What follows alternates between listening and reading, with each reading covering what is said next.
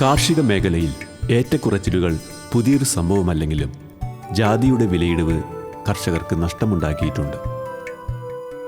വിളവെടുപ്പ് കഴിഞ്ഞതോടെ വില കൂടുമെന്ന പ്രതീക്ഷയും പുതുവർഷത്തിൽ അസ്ഥാനത്തായി.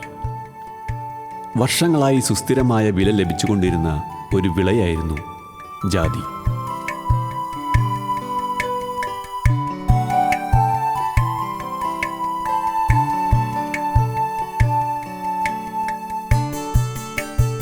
സുഗന്ധവിള എന്ന നിലയിലും ആയുർവേദ മരുന്ന് എന്ന നിലയിലും ജാതിക്ക് ഇന്നും ലോകവിപണിയിൽ പ്രധാന സ്ഥാനമുണ്ട്. ഉദരസംബന്ധമായ മിക്ക രോഗങ്ങൾക്കും ആയുർവേദ മരുന്നുകളിലെ പ്രധാന ഘടകം ജാതിയാണ്.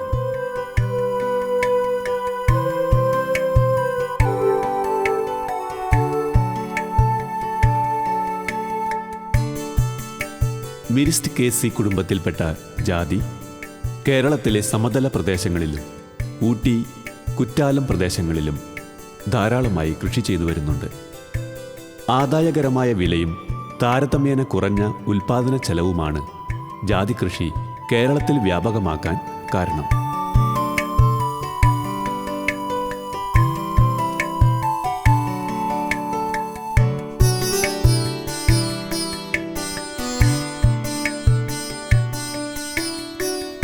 പ്രമുഖ ജാതി ഉൽപാദന രാജ്യങ്ങളായ ഇന്തോനേഷ്യയിലും ഗ്രനേഡയിലും വിളനാശമുണ്ടായതാണ് ജാതിക്കും ജാതിപത്രിക്കും ഏതാനും വർഷം വില ഉയർന്നു നിൽക്കാൻ കാരണം. ഇന്തോനേഷ്യ രാജ്യാന്തര വിപണിയിലേക്ക് തിരിച്ചു വന്നതുമൂലമാണ് ജാതിയുടെ വില കുറയാൻ പ്രധാന കാരണം. ഭക്ഷ്യസംസ്കരണ, ഔഷധ നിർമ്മാണ മേഖലകളിലെ വർദ്ധിച്ച ആവശ്യം ജാതി കൃഷി നഷ്ടമില്ലാതെ മുന്നോട്ട് കൊണ്ടുപോകുവാൻ സഹായിക്കുന്നുണ്ട്. ജാതി വില അല്പം കുറഞ്ഞാലും നഷ്ടമില്ലാതെ ജാതി കൃഷി നടത്തുവാൻ കഴിയുമെന്ന വിശ്വാസമാണ് മേലാറ്റൂർ താഴത്തേൽ വീട്ടിൽ മാത്യു സെബാസ്റ്റ്യനെ ജാതി കൃഷിയിലേക്ക് തിരിയാൻ പ്രേരിപ്പിച്ചത്. മാതാപിതാക്കൾ കോട്ടയം ജില്ലയിൽ കുറവിലങ്ങാടായിരുന്നു. അപ്പോൾ അന്ന് കൂടുതൽ കൃഷി ചെയ്യാൻ വേണ്ടിയിട്ട്, കൂടുതൽ സ്ഥലം കണ്ടെത്തുവാൻ വേണ്ടിയിട്ടാണ് മലപ്പുറം ജില്ലയിലെ കരുവാരുകുണ്ടിലേക്ക് കുടിയേറിയത്. അപ്പോൾ അന്ന് വന്ന കാലങ്ങളിൽ റബ്ബർ കൃഷിയായിരുന്നു കാര്യമായിട്ടുണ്ടായിരുന്നത്. പക്ഷേ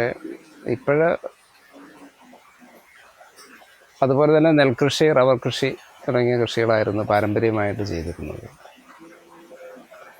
അതിനുശേഷം ഞാൻ കൃഷി രംഗത്തേക്ക് വന്നത് കവുങ്ങ് കൃഷിക്കാണ് പ്രാധാന്യം കൊടുത്ത് കൃഷി തുടങ്ങിയത്. അപ്പോൾ കവുങ്ങ് കൃഷി ഇടക്കാലത്ത് അടയ്ക്കയുടെ വിലക്കുറവാണ് ഇടവിള കൃഷിയിലേക്ക് എന്നെ പ്രേരിപ്പിച്ചത്. 10 വർഷത്തോളം ഇവിടെ ഏലം കൃഷി ചെയ്തിരുന്നു. അതിനുശേഷം ജാതിയും കുരുമുളകും കൃഷി ചെയ്ത് ഇപ്പം ഒരു ഇടവിളകൾ കൃഷി ചെയ്തുകൊണ്ടാണ് ഇന്ന് വലിയ നല്ലൊരു വരുമാനത്തിലേക്ക് ഈ കൃഷിയിടം മാറിയത്.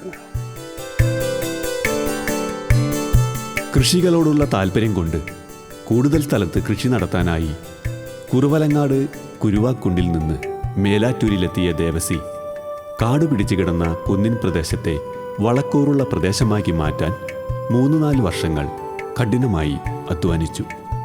പിതാവിൻ്റെ കാർഷിക രീതികൾ കണ്ടുവളർന്ന മകൻ മാത്യു സെബാസ്റ്റ്യനും കൃഷിയിൽ സജീവമായി.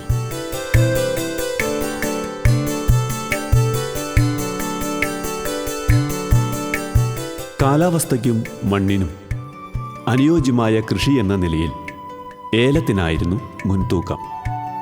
പാരമ്പര്യമായ കൃഷിരീതികളെ ഗവേഷകരുടെ നിർദ്ദേശപ്രകാരം കൂടുതൽ ശാസ്ത്രീയമാക്കിയിട്ടും ലാഭകരമായി ഏലകൃഷി മുന്നോട്ട് കൊണ്ടുപോകുവാൻ ഇവർക്ക് സാധിച്ചില്ല. വർഷം തോറും 3 ടൺ ഏലം ലഭിച്ചിട്ടും കൃഷിപ്പണികൾക്കുള്ള വില കിട്ടാത്തതിനാൽ ജാതി കൃഷിയിലേക്ക് തിരിഞ്ഞു. കൂടുതൽ പണിച്ചെലവുകൾ ഉണ്ടാകാത്ത വിളയെന്ന നിലയിലും എന്നും ആദായം കിട്ടുമെന്ന വിശ്വാസത്തിലുമാണ് ഏലം നശിപ്പിച്ച് ജാതികൾ നട്ടുപിടിപ്പിച്ചത്. ഏലവും ജാതി ഒരുമിച്ചാണ് കൃഷി ചെയ്തത്. ഏലം 1.5 വർഷം കൊണ്ട് അതിൻ്റെ വരുമാനം കിട്ടുകയും 10 വർഷം കൊണ്ട് അതിൻ്റെ വരുമാനം അവസാനിക്കുകയാണ് ചെയ്യുന്നത്. അപ്പോൾ ആ 10 വർഷം കൊണ്ട് ജാതി നല്ലൊരു മരമായി മാറുകയും സ്ഥിരമായിട്ടൊരു വരുമാനം നമുക്ക് കിട്ടുവാൻ തുടങ്ങി. അപ്പോൾ പിന്നെ ജാതി വളർന്നുകൊണ്ട് ഏലം കൂടുതലായിട്ട് അതിൻ്റെ അകത്ത് കൃഷി ചെയ്യാൻ ബുദ്ധിമുട്ട് വന്നുകൊണ്ടാണ് ഏലം കൃഷി മാറ്റിവെച്ചത്.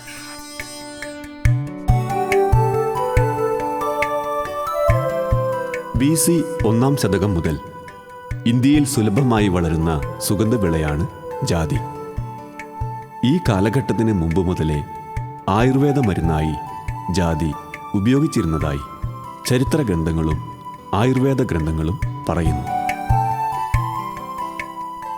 ജാതിയുടെ വിത്തിനെ വലയം ചെയ്തിരിക്കുന്ന ജാതിപത്രികയ്ക്കാണ് വില കൂടുതലും ഔഷധ ഗുണവും കൂടുതലുള്ളത്.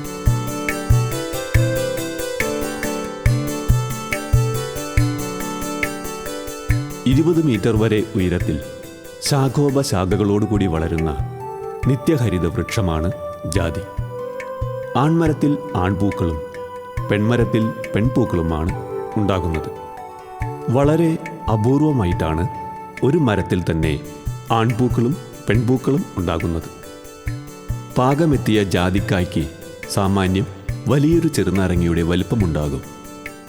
ഇളം മഞ്ഞ നിറത്തിലുള്ള കായയുടെ മധ്യഭാഗത്തായിട്ടാണ് വിത്ത് സ്ഥിതി ചെയ്യുന്നത്. കറുത്ത വിത്തിനെ പൊതിഞ്ഞാണ് ജാതിപത്രി സ്ഥിതി ചെയ്യുന്നത്.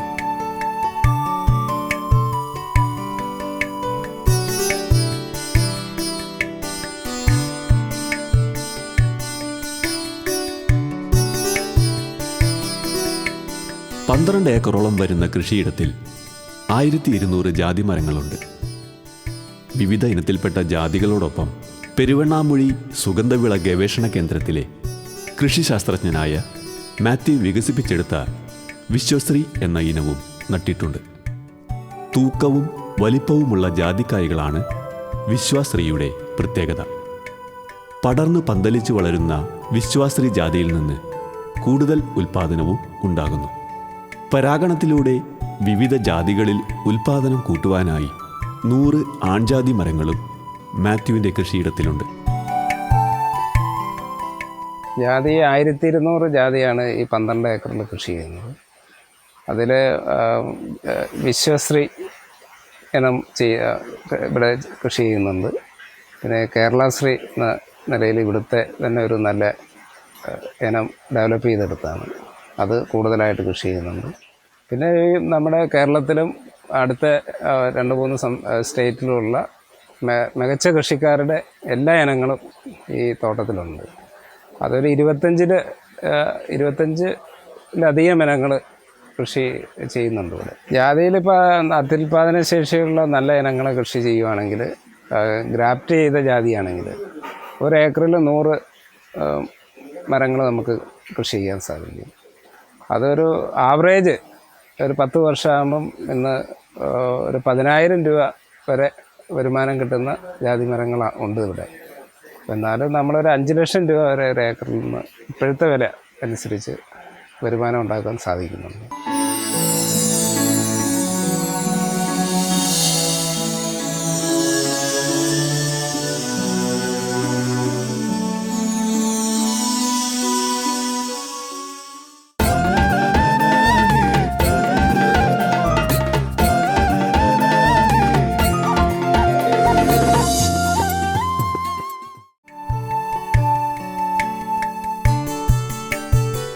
സുഗന്ധതൈലം അടങ്ങിയിട്ടുള്ള ജാതി കഫവാത രോഗങ്ങൾ ശമിപ്പിക്കുന്നതിന് സഹായിക്കുന്നു. ദഹനശക്തി വർദ്ധിപ്പിക്കുവാനും അതിസാരം, ഉദരശൂലം തുടങ്ങിയവ ശമിപ്പിക്കുവാനും സഹായിക്കുന്ന ഒന്നാണ് ജാതി. കൂടാതെ മൂലവർദ്ധിത ഉൽപ്പന്ന നിർമ്മാണത്തിലൂടെ കൂടുതൽ ആദായമുണ്ടാക്കുവാൻ സാധിക്കുകയും ചെയ്യും.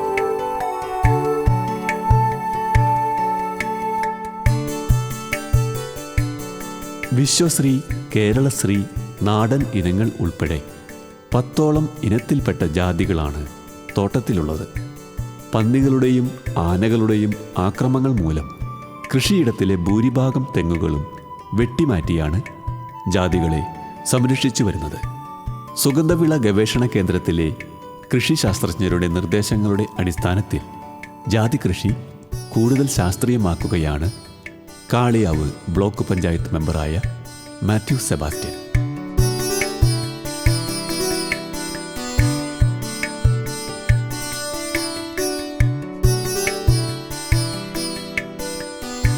മിതമായ സൂര്യപ്രകാശവും വളക്കൂറുള്ള മണ്ണും ജാതി കൃഷിയുടെ വളർച്ചയ്ക്ക് സഹായകരമായി. കായ്ഫലങ്ങളില്ലാത്ത തെങ്ങുകൾ നശിപ്പിച്ച് സ്വന്തമായി ഉൽപ്പാദിപ്പിച്ചെടുത്ത ജാതി തൈകൾ വച്ചുപിടിപ്പിക്കുകയാണ്.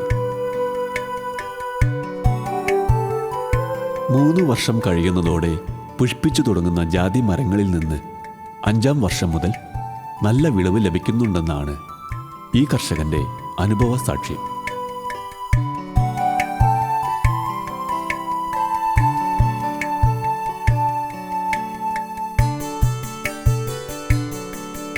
ജാതി കൃഷിയോടൊപ്പം തോട്ടവിളയായി കമുകിനെ പരിപാലിക്കുന്നു. മോഹിത് നഗർ ഇനത്തിൽപ്പെട്ട 4000 കമുകുകൾ ഈ തോട്ടത്തിലുണ്ട്. കൂടുതൽ ഉൽപാദനക്ഷമതയുള്ള മോഹിത് നഗർ ഇതുവരെയും നഷ്ടത്തിന് കാരണമായിട്ടില്ലെന്നാണ് മാത്യുവിൻ്റെ അഭിപ്രായം.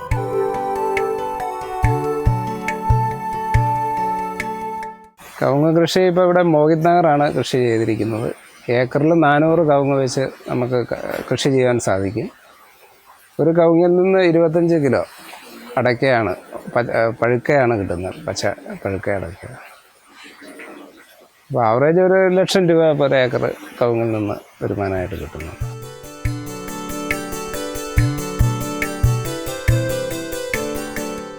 പ്രായത്തെ മറന്ന് ഇന്നും കൃഷികളിൽ സജീവമാകുന്ന പിതാവ് ദേവസി വീട്ടാവശ്യത്തിനുള്ള പച്ചക്കറികൾ വീട്ടുവളപ്പിൽ തന്നെ കൃഷി ചെയ്തെടുക്കുന്നു.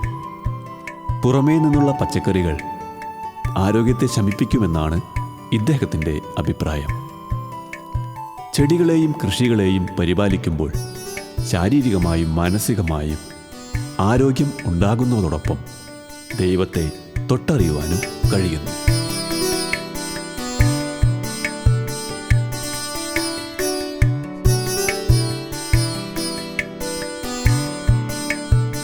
ഹൈറേഞ്ചിൻ്റെ സൗന്ദര്യം നുകരുകയും ഹരിതപൂർണമായ അന്തരീക്ഷത്തിൽ ശുദ്ധവായു ശ്വസിച്ച് വളരുകയും ചെയ്യുന്നതുകൊണ്ട് മനസ്സിന് സന്തോഷവും ആനന്ദവും കൂടുന്നു. സുഗന്ധവിള കൃഷിയിലൂടെ നന്മയുടെ പാത തെളിക്കുന്നതിന് കുരുമുളക് കൃഷിയും സഹായിക്കുന്നുണ്ട്. വർഷക്കാലത്തും ഇടയ്ക്കിടയ്ക്കുമുണ്ടാകുന്ന മഴയെ വേണ്ട രീതിയിൽ പ്രയോജനപ്പെടുത്തുന്നു. ചെടികളുടെ ചുവട്ടിൽ വെള്ളം കെട്ടിനിൽക്കാതെ സംരക്ഷിക്കുവാൻ ചെറിയ കയ്യാലകൾ കെട്ടി വെള്ളത്തെ തിരിച്ചുവിടുന്നു.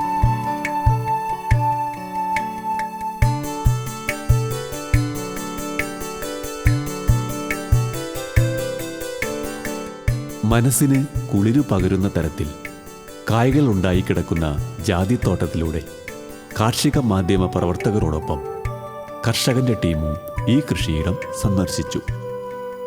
സുഗന്ധവിള ഗവേഷണ കേന്ദ്രത്തിൻ്റെ നേതൃത്വത്തിലുള്ള പഠനയാത്രയിൽ അംഗമാകുമ്പോൾ കൃഷിയിലൂടെ മികവ് നേടുന്ന നല്ല കർഷകരെ കൂടുതൽ അടുത്തറിയാൻ കഴിഞ്ഞു.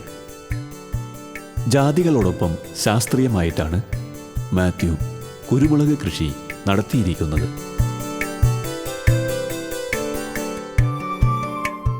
കുരുമുളക് നമുക്ക് അഡീഷണൽ ആയിട്ട് കിട്ടുന്ന ഒരു വരുമാനമാണ്. നമ്മുടെ കവുങ്ങ് ആണ് അതിൻ്റെ താങ്ങ് കാലമായിട്ട് ഉപയോഗിക്കുന്നത്.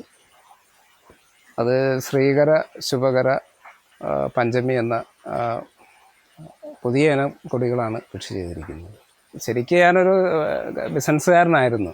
പക്ഷേ കൃഷിയോടുള്ളൊരു താല്പര്യം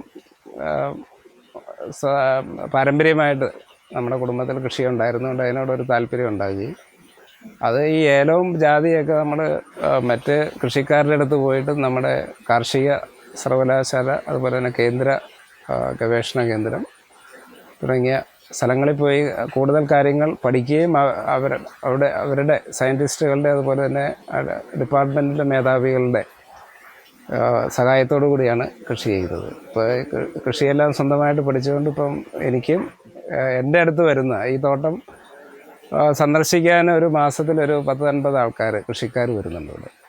അപ്പോൾ അവർക്കൊക്കെ എനിക്കറിയാവുന്ന കാര്യങ്ങൾ സൗജന്യമായിട്ട് നമ്മൾ പറഞ്ഞു കൊടുക്കുകയും അതുപോലെ തന്നെ കാണിച്ചു കൊടുക്കുകയും അവർക്കൊക്കെ വേണ്ടി കുറച്ച് സമയം കണ്ടെത്തുവാനും ചെലവഴിക്കാനൊക്കെ തയ്യാറാണ്.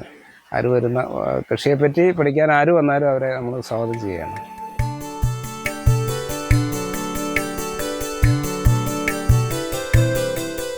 രാഷ്ട്രീയത്തിലും പൊതുപ്രവർത്തനത്തിലും സജീവമാകുന്നവർ കൃഷിയിൽ നിന്ന് അകലുന്ന അനുഭവങ്ങളാണ് കൂടുതൽ.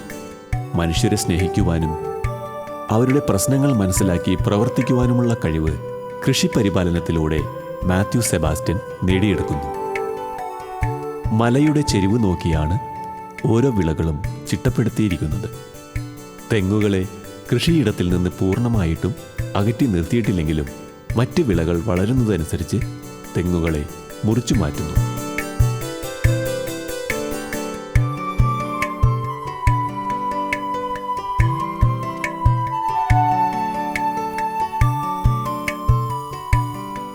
തൊഴിലാളിക്ഷാമം പരിഹരിക്കുവാൻ കഴിയുന്ന തരത്തിലുള്ള കൃഷിരീതിയാണ് ഇദ്ദേഹം പിന്തുടരുന്നത്. പൊതുപ്രവർത്തനത്തിൻ്റെ ഇടയിലും കൃഷിപ്പണികളിൽ സജീവം. പഠിക്കുന്ന 2 മക്കളുള്ള ഇദ്ദേഹം മാതാപിതാക്കളോടൊപ്പമാണ് കാർഷിക ജീവിതം നയിക്കുന്നത്. ഇവരുടെ കാർഷികമായ അറിവുകളും ഉപദേശങ്ങളും പിന്തുണയും കൃഷി വിജയത്തിന് വഴികാട്ടിയാകുന്നു. കുടുംബാംഗങ്ങളുടെ സഹായമുണ്ട്. കാരണം നമ്മൾ പലപ്പോഴും വീട് വിട്ടു നിന്നിട്ടാണ് കൃഷി ചെയ്യുന്നത്. താമസിക്കുന്നത് ടൗണിലും കൃഷിയിടമൊക്കെ മലമുടക്കുകളിലുമാണ്.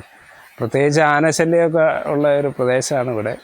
അപ്പോൾ ഇവിടെയൊക്കെ രാത്രി ഒക്കെ ഇവിടെ താമസിച്ച് തന്നെയാണ് പലപ്പോഴും തൊഴിലാളികളോടൊപ്പം താമസിച്ചാണ് കൃഷി ചെയ്യുന്നത്. അപ്പോൾ അവർ വീട്ടിൽ നിന്നുള്ള എല്ലാ സഹായങ്ങളും നമുക്ക് നൽകുന്നു.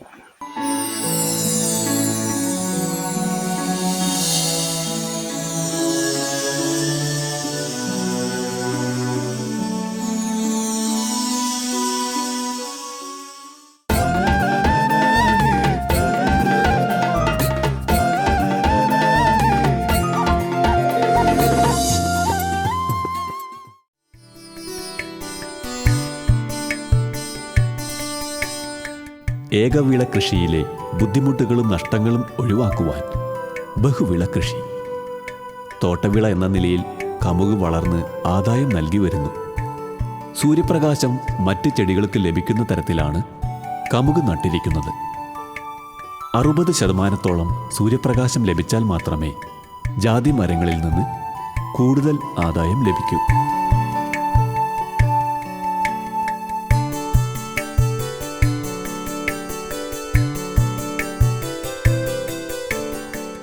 ജനങ്ങളും കർഷകരുമായി എന്നും ഇടപെടുന്ന ഇദ്ദേഹം കാർഷിക മേഖലയിൽ കൂടുതൽ നേട്ടങ്ങളുണ്ടാക്കുവാൻ മറ്റു കർഷകർക്ക് സ്വന്തം കൃഷിയിടത്തിലെ വിജയങ്ങൾ പകർന്നു നൽകുന്നു. ജാതി കൃഷിയിൽ കൂടുതൽ ശ്രദ്ധ നൽകി മികച്ച വിളവുണ്ടാക്കുവാൻ ശ്രമിക്കുന്നു. കുറഞ്ഞ ചെലവിൽ കൂടുതൽ വിളവ് ലഭിക്കുന്ന ജാതികളുടെ തൈകൾ ഉൽപ്പാദിപ്പിച്ച് കർഷകർക്ക് നൽകുവാനും ഈ കൃഷി സ്നേഹി പരിശ്രമിക്കുന്നുണ്ട്.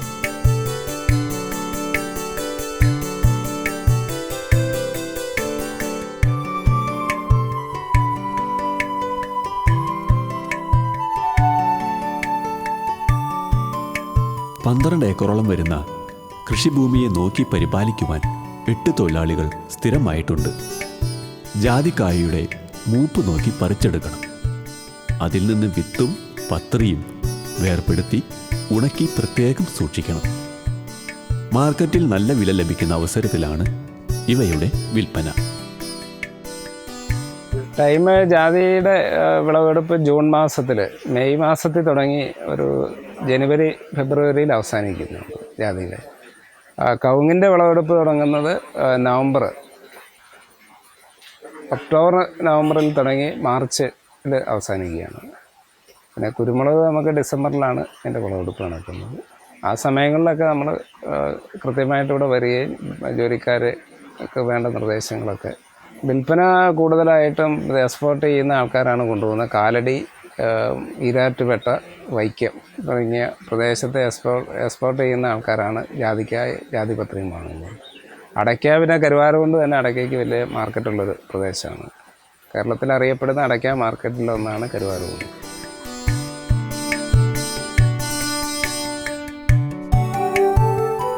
കാർഷിക മേഖലയിൽ നിന്ന് കൂടുതൽ ആദായം കിട്ടുന്നതിനും കൃഷി ശാസ്ത്രീയമാക്കുന്നതിനുമുള്ള ഗവേഷണങ്ങൾ നടക്കുന്നുണ്ടെങ്കിലും ഈ രംഗത്ത് കർഷകരുടെ സംഭാവനകളാണ് കൂടുതൽ. ഗവേഷണ കേന്ദ്രങ്ങളുടെ നല്ലൊരു ശതമാനം തീരുമാനങ്ങളും കാർഷിക വിജയത്തിന് സഹായകമായിട്ടില്ല. വിദ്യാഭ്യാസമില്ലാത്ത കർഷകർ കണ്ടെത്തിയ രീതികൾ കൃഷികളുടെ വിജയത്തിന് ഇന്നും തുണയാകുന്നുണ്ട്.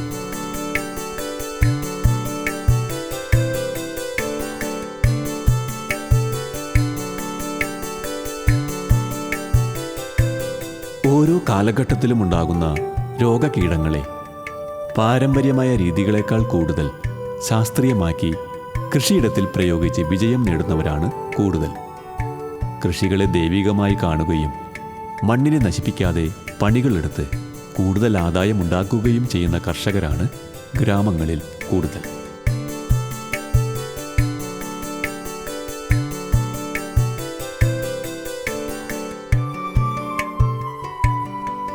ഏതൊരു കൃഷിയായാലും അതിൽ നിന്ന് വിജയം ഉണ്ടാക്കണമെങ്കിൽ കഠിനാധ്വാനം ആവശ്യമാണ്. അതോടൊപ്പം ദൈവാനുഗ്രഹവും കൂടിയേ തീരൂ. പ്രാർത്ഥനയും ഈശ്വര വിശ്വാസവും നിറഞ്ഞ ജീവിതത്തിലൂടെ കാർഷിക മേഖലയിൽ നിന്ന് കൂടുതൽ ആദായമുണ്ടാക്കുവാൻ കഴിയുമെന്നാണ് ഇവരുടെ അനുഭവ സാക്ഷ്യം. നമുക്ക് കാർഷിക ഒരു കൃഷിക്കാരന് കിട്ടുന്നത് ഏറ്റവും ഒരു ആത്മസംതൃപ്തി. അവൻ കൃഷി ചെയ്ത് അതിൻ്റെ തുടക്കം മുതലുള്ള അതിൻ്റെ വളർച്ച, പിന്നെ അത് ഫലം കിട്ടുന്നു, അത് നമ്മളായിട്ട് കൊണ്ടുപോയി വിൽക്കുന്നു. അപ്പോൾ അതിൻ്റെ ഒരു എന്നും അതിനൊരു വളർച്ചയാണ് കാണിക്കുന്നത്. ഇതൊക്കെ ഒരു ഈശ്വര സാന്നിധ്യം തന്നെ പറയാം. കാരണം ഈ സ്ഥലം എടുക്കാൻ മേടിച്ചാണ് കൃഷി ചെയ്തത്. അപ്പം നമുക്ക് ആ കൃഷി നമ്മളെ കൃഷിഭൂമി മേടിക്കുവാനും കൃഷി ചെയ്യുവാനും ഒക്കെ ഒരു പ്രേരണയും സഹായവും എല്ലാം നമുക്ക് ഉണ്ടായി.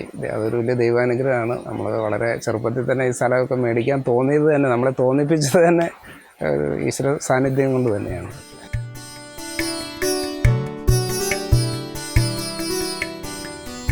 ആദ്യകാലം മുതലേ കൃഷി ജീവിതത്തിൻ്റെ ഭാഗമാക്കിയിരുന്ന കർഷകരുടെ പാത പിന്തുടരുന്നവരാണ് നല്ല കർഷകർ. ഇവർ മണ്ണിനെയും പ്രകൃതിയെയും മലിനപ്പെടുത്തുന്നില്ല. ഉൽപാദനശേഷി കൂടിയ ഇനങ്ങൾ തെരഞ്ഞെടുത്ത് കൃഷികൾ നടത്തുന്നു. വീട്ടിനാവശ്യമായ ഭക്ഷണവസ്തുക്കളിൽ ഭൂരിഭാഗവും വീട്ടുവളപ്പിൽ എല്ലാവരും ചേർന്ന് ഒരുമയോടെ വിളയിച്ചെടുക്കുന്നു.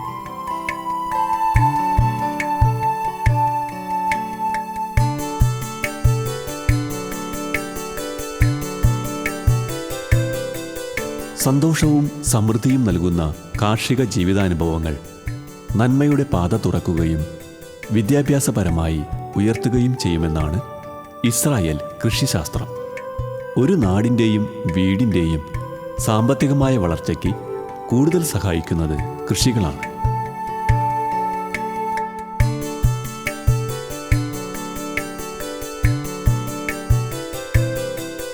കേരളത്തിൻ്റെ തനതായ കൃഷി പരിചരണ രീതികളെ ശാസ്ത്രീയമാക്കി കൂടുതൽ ആദായം കിട്ടുന്ന തരത്തിൽ കൃഷികൾ ചിട്ടപ്പെടുത്താനും മറ്റു കർഷകർക്കും കൃഷി സ്നേഹികൾക്കും മാതൃകയാകുന്ന തരത്തിൽ കൃഷിയിടം ഒരുക്കാനുമാണ് മാത്യു സെബാസ്റ്റ്യൻ്റെ അടുത്ത നീക്കം. പിന്നെ നമുക്കത് ആരോടും കോമ്പറ്റ് ചെയ്യാൻ പോകേണ്ട കാര്യമില്ല. കൃഷിക്കാരനെ സംബന്ധിച്ചിടത്തോളം അതിനൊരു ബിസിനസ് ആണെങ്കിൽ നമുക്ക് ഇന്ന് മാർക്കറ്റിൽ വില കുറച്ച് കൊടുക്കണം, അല്ലെങ്കിൽ കൂട്ടി കൊടുക്കണം, പരസ്യങ്ങൾ കൊടുക്കണം, കണ്ടമാനം മത്സരങ്ങളെ അതിജീവിക്കണം. പിന്നെ കൃത്യസമയം അതിന് നിർബന്ധമായിട്ട് കൃത്യസമയത്ത് ജോലി ചെയ്യണം. ഇത് നമ്മുടെ സമയങ്ങൾക്കനുസരിച്ച് നമുക്ക് കൃഷി ചെയ്യാൻ സാധിക്കുന്നു. പിന്നെ നമുക്ക് സമാധാനത്തോടുകൂടി ജീവിക്കാൻ സാധിക്കുന്നു. ആരെയും നമുക്കൊരു രീതിയിലും ആരെയും ബുദ്ധിമുട്ടിക്കാതെ അല്ലെങ്കിൽ ആരെയും വഞ്ചിക്കാതെ നല്ല സത്യസന്ധമായിട്ട് ജീവിക്കാൻ പറ്റുന്ന ഏക മേഖല കാർഷിക മേഖലയാണെന്ന് വിശ്വസിക്കുന്ന ഒരാളാണ് ഞാൻ.